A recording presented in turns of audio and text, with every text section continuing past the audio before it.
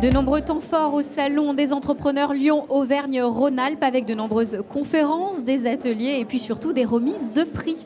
Il en fait partie ce soir des lauréats. Il s'agit de Prosper Teboul. Vous êtes directeur général de l'Association des paralysés de France. Bonjour. Bonjour. Merci beaucoup de venir nous voir. Alors c'est un plaisir de vous accueillir parce qu'effectivement on se dit l'Association des paralysés de France, c'est 80 ans depuis que vous vous mobilisez donc auprès des personnes en situation de handicap, de leurs proches, de leur quotidien, et on vous retrouve dans un salon des entrepreneurs. Alors avant de creuser, de savoir un peu pourquoi, on va quand même rappeler tout simplement l'APF en chiffres clés, et sur notre territoire c'est qui, c'est quoi? Alors écoutez, l'APF c'est une association qui a plus de 80 ans.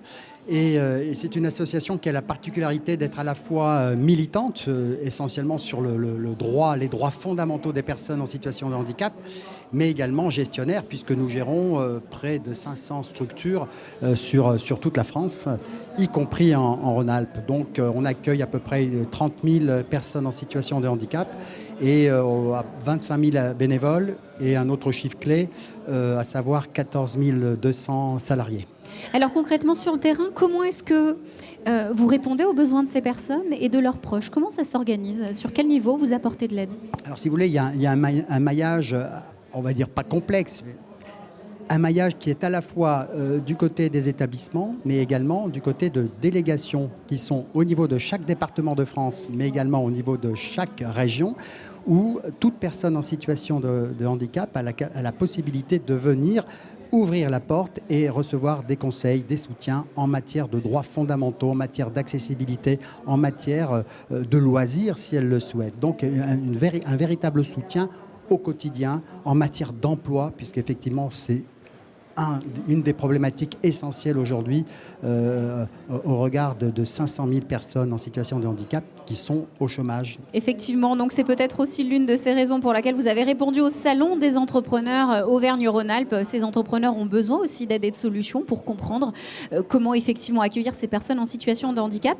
Mais ce soir, il tenait surtout à vous remettre un prix. Donc place à la remise des prix des acteurs de l'économie. Vous allez recevoir le prix de l'esprit d'entreprendre. Je le rappelle, 5 catégories: révolutionner, éduquer, rebondir, mobiliser et créer.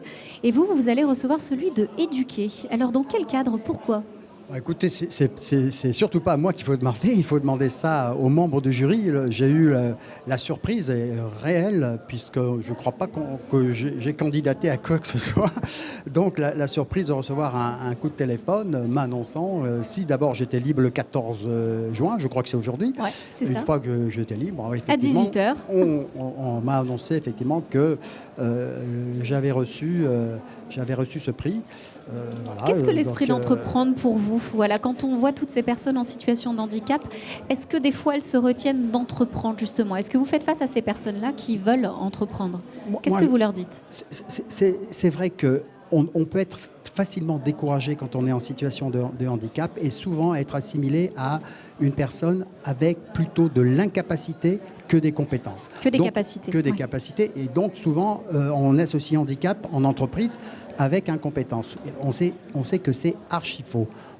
Un petit chiffre, on sait aussi que lorsqu'une personne en situation de handicap travaille, son absentéisme est bien moindre qu'une personne qui n'est pas en situation de handicap. C'est juste un petit indicateur. Et sinon, effectivement, nous, on soutient la personne handicapée au niveau de la formation, au niveau de la scolarité d'abord, de l'information, et puis surtout, on milite énormément pour faire évoluer la culture d'entreprise et ne pas assimiler justement le handicap à une incapacité. On est véritablement dans cette lutte de changement culturel au sein des collectifs de travail. Alors justement, est-ce que c'est une petite satisfaction de recevoir un prix de la part d'entrepreneurs qui, à défaut de ne pas savoir ce que vous faites, sont bien au courant de ce que vous faites et vous font remarquer sur scène devant un parterre de 3000 chefs d'entreprise que ce que vous faites, vous le faites bien? Est-ce qu'on se dit, on se rend compte que notre travail aussi porte ses fruits maintenant? C'est une pierre supplémentaire à cet édifice où on prône une société inclusive. Et véritablement, l'inclusion, c'est les personnes en situation de handicap à l'intérieur des entreprises, à l'intérieur des marchés. Et je ne suis pas contre l'économie de marché, puisqu'effectivement, on peut très bien associer business et handicap, puisqu'il y a des besoins qui ne sont pas satisfaits. Donc, on peut tout à fait s'en saisir avec des personnes en situation de handicap et au service des personnes en situation de handicap. Merci beaucoup en tout cas, Prosper Teboul, d'être venu rappeler tous ces éléments. Et on le rappelle à apf.asso.fr si on veut davantage de renseignements sur vos services.